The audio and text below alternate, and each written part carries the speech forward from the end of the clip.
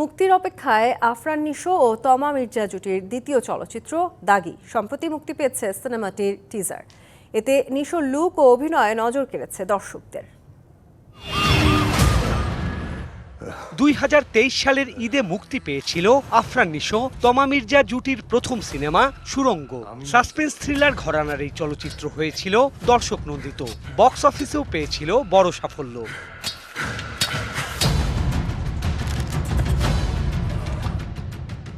দুই বছর পর আবারও ঈদে নতুন সিনেমা নিয়ে আসছেন এই জুটি। শিহাব শাহিনের দাগি চলচ্চিত্রের মধ্য দিয়ে দ্বিতীয়বারের মতো বড় পর্দায় জুটি বাঁধলেন এই দুই তারকা।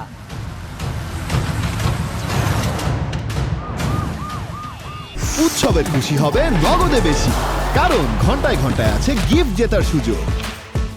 ইতিমধ্যেই মুক্তি পেয়েছে দাগির অফিসিয়াল টিজার। 1 মিনিট 7 সেকেন্ডের এই টিজার সাড়া ফেলেছে অন্তর্জালে।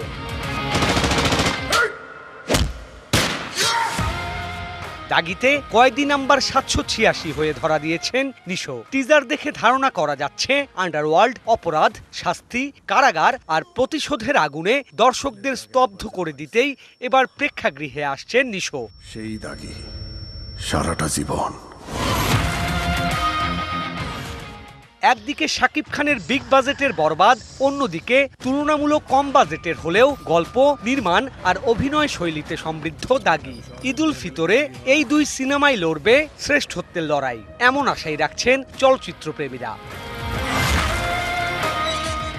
Sourav Bappa, DBC news, Dhaka.